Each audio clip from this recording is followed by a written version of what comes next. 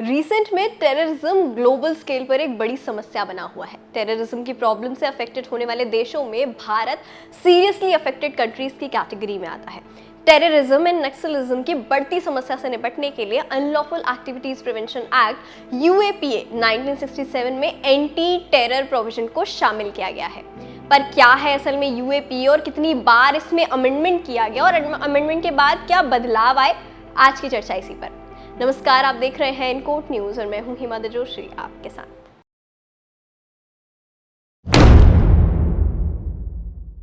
सबसे पहले बात कर लेते हैं यूएपीए एक्ट कहता क्या है।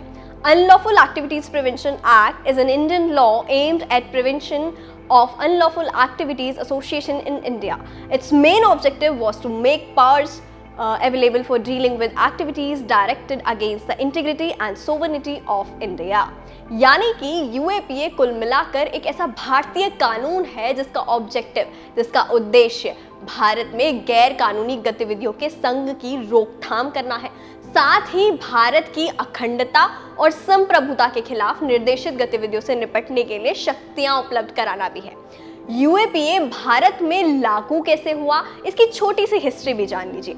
सबसे पहले हमारे देश में नेशनल इंटीग्रेशन काउंसिल ने एक कमेटी बनाई जो कि भारत की इंटीग्रिटी और सोवर्निटी यानी कि भारत की प्रभुता और अखंडता को कैसे सेफ किया जा सकता है, कैसे उसे सुरक्षित रखा जा सकता है, इस पर काम करती है। और यूएपीए को भारत में लागू करने का मेन मोटिव भी यही था कि भारत की इंटीग्रिटी और सोवर्निटी को मेंटेन किया जा सके। अब इसके थोड़ा और अंदर चलते हैं, क्योंकि भारत की आज़ादी के बाद अलग अलग राज्यों से सेपरेट कंट्री की मांग उठ खड़ी हुई, जो कि 1962 यानी कि इंडो चाइना के वॉर के दौरान भी लगातार जारी थी। अब इन्हीं मांगों को सुलटाने के लिए ज़रूरी था इनकी आवाज़ को रोका जाए ताकि भारत को टुकड़ों में होने से बचाया जा सके। और इसके लिए ज़रूरी था इंडिया के सिटीजन्स के राइट्स को थोड़ा सा रिस्ट्रिक्ट करना, और इन्हीं राइट्स को रिस्ट्रिक्ट करने के लिए 1967 में हमारे पास आया अनलॉफुल एक्टिविटीज़ प्रिवेंशन एक्ट 1967। अब ये पास कैसे हुआ इसे समझिए। नेशनल इंटीग्रेशन काउंसिल ने मिलकर एक कमेटी बनाई और इसी कमेटी की सिफारिश पर कॉन्स्टिट्यूशन का 16th अमेंडमेंट एक्ट लाया गया। ये लाया क्यों गया? क्योंकि उस समय ज़रूरत थी डोमेस्टिक क्राइसिस को कैसे भी करके रोकने की, और इसके लिए क्या ज़रूरी था? इसके लिए ज़रूरी था सिटीजन्स के फंडामेंटल राइट्स को थोड़ा सा रिस्ट्रिक्ट करने की, और इसीलिए ही 16th अमेंडमेंट एक्ट के तहत 3 फंडामेंटल राइट्स पर रिस्पॉन्सिबल रिस्ट्रिक्शन इम्पोज किए गए। ये कौन कौन से थे? इनमें पहला था freedom of speech and expression, दूसरा था राइट टू असेंबल पीसफुली, और तीसरा था right to form association and union. UAPA एक एंटी टेरर लेजिस्लेशन है जो कि एनआईए यानी कि नेशनल इन्वेस्टिगेशन एजेंसी ने इम्पोर्स किया था। अब बार बार यूएपीए शब्द हमारे आसपास घूम रहा है, जो कि मैंने आपको बताया कि अनलॉफुल एक्टिविटीज कैसे डील करती हैं। पर ये अनलॉफुल एक्टिविटीज आखिर है क्या? कब माना जाएगा कि किसी ने अनलॉफुल एक्टिविटीज माने कि गैर कानूनी गतिविधि को अंजाम दिया है? किसी संगठन, ऑर्गेनाइजेशन या इंडिविजुअल का लिया हुआ कोई भी ऐसा एक्शन जो कि सेपरेशन को अपने साथ लेकर आता हो, या फिर इंडिया की इंटीग्रिटी और सोवर्निटी को हानि पहुंचाता हो, या किसी तरीके का प्रश्न चिन्ह यानी कि क्वेश्चन मार्क लगाता हो, तो जो भी ऐसा करता पाया जाता है उस पर लगता है यूएपीए एक्ट 1967 के थ्रू एक्शन लिया जाता है, जो कि 30 दिसंबर 1967 में प्रेसिडेंट के थ्रू एनफोर्स किया गया था। अब आपकी जानकारी के लिए एक सबसे इंपॉर्टेंट बात बताऊं, यूएपीए एक इकलौता सिक्योरिटी बिल बिल्कुल भी नहीं है। बिल्कुल ठीक समझ रहे हैं आप।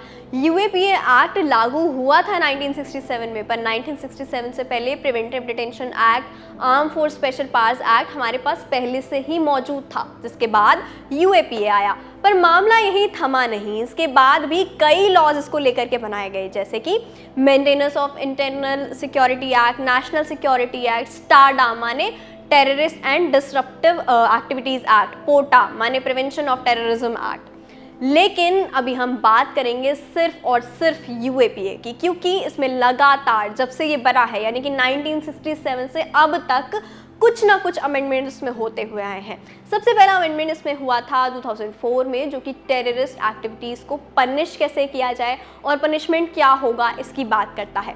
अब मज़ेदार बात भी समझिए कि जो अभी मैंने आपको बताया, इतने सारे एक्ट्स आपको गिनवाए, उनमें से पोडा को रिपील कर दिया गया था और 2004 के इस अमेंडमेंट के थ्रू यूएपीए को इसमें ऐड कर दिया गया था। तो इसका मतलब POTA is still exist but UAPA की फॉर्म में। अब बात करते हैं रिसेंटली जो अमेंडमेंट इसमें हुआ इसके बारे में, यानी कि 2019 के अमेंडमेंट के बारे में।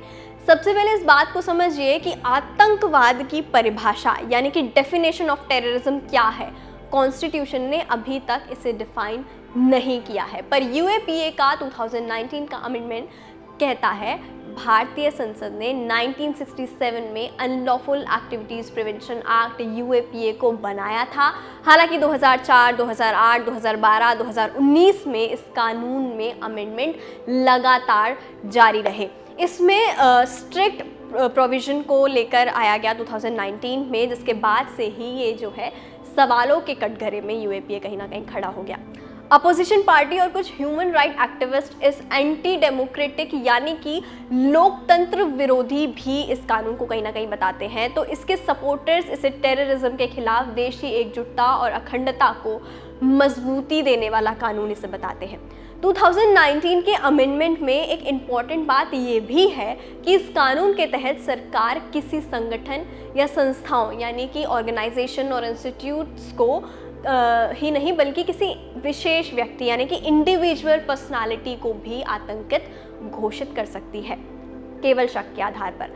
कुल मिलाकर के ये जो इंडिविजुअल पर्सनालिटी है, ये शब्द 2019 के अमेंडमेंट में यूएपीए में ऐड कर दिया गया। देश में फैले हुए कई आतंकी नेटवर्क की कमर तोड़ने के लिए ये प्रोविजन अमेंडमेंट किए गए थे। पहले के कानून की अगर हम बात करें तो इसके तहत टेररिस्ट ऑर्गेनाइजेशन से जुड़ाव रखने वाले इंस्टीट्यूट पर तो बैन लगाए जा सकते थे, मगर उनका जो डायरेक्टर था या जो उनके जो मेंबर होते थे वो इनसे बच निकलते थे और कुछ समय बाद वे नए नामों से नया ऑर्गेनाइजेशन खड़ा कर लेते थे या फिर इंस्टीट्यूट बना लेते थे। और इसी खतरे को भांपते हुए 2019 में केंद्र सरकार ने 1967 के बने हुए अनलॉफुल एक्टिविटीज़ प्रिवेंशन एक्ट में कठोर संशोधन के बाद से आतंकी संगठनों से किसी भी तरह का जुड़ाव रखने वाली संस्थाओं के साथ ही उनके संचालक और सदस्य भी प्रतिबंध के दायरे में आ गए। इसके साथ अब सिक्योरिटी एजेंसी केवल शक होने की सिचुएशन में उन्हें अब आतंकित घोषित कर सकती थी। यूएपीए कानून के सेक्शन 43D के तहत पुलिस हिरासत के समय को दोगुना बढ़ा सकती है। इसके तहत 180 डेज की पुलिस कस्टडी हो सकती है और इसे बढ़ाया भी जा सकता है, जबकि अन्य कानून के तहत हिरासत केवल 60 दिन की ही होती है। इतना ही नहीं, यूएपीए कानून के तहत केस दर्ज होने पर एंटीसिपेटरी बेल भी नहीं ली जा सकती। यूएपीए कानून के सेक्शन 43D के तहत अगर किसी पर केस बनता है तो अदालत भी उसे जमानत नहीं दे सकती। इसमें 7 से 5 साल तक की सज़ा से लेकर लाइफ इम्प्रिजनमेंट तक का प्रोविज़न है। साथ ही आरोपी की संपत्ति भी जब्त की जा सकती है। और इस आरोप में चार्जशीट का कोई झमेला है ही नहीं। कहने का मतलब ये है कि चार्जशीट दायर होने से पहले ही केवल शक के आधार पर किसी को भी डिटेन किया जा सकता है। इस कानून को लेकर विपक्षी दल और एक्टिविस्ट हमेशा विरोध में रहे हैं। उनका डर है कि सरकार इस कानून का इस्तेमाल उन्हें चुप कराने के लिए कर सकती है। एक्टिविस्ट ग्रुप के लोग कहते हैं कि सरकार इस कानून का नाजायज़ और मनमाना इस्तेमाल करते हुए कॉन्स्टिट्यूशन के आर्टिकल 19 के तहत मिले राइट्स का कहीं ना कहीं हनन कर सकती है। उन्हें चिंता है कि इसका इस्तेमाल असली आतंकियों के साथ साथ सरकार की नीतियों के विरोधी लेखकों, अक्यूज के वकील और ह्यूमन राइट एक्टिविस्ट पर भी हो सकता है। यूएपीए कानून के तहत दर्ज कई मामलों में सस्पेक्ट अक्यूज की गिरफ्तारी के वक्त सरकार पर भेदभाव के आरोप भी लगे हैं। बात चाहे संशोधित नागरिकता कानून को लेकर हो, दिल्ली में हुए दंगों की हो, जम्मू कश्मीर की हो या फिर किसान आंदोलन के दौरान ट्रैक्टर रैली में हुई हिंसा की हो। इस संशोधित कानून में हुई गिरफ्तारियों पर सियासी कार्रवाई के सवाल जो है वो लगातार उठते रहे हैं।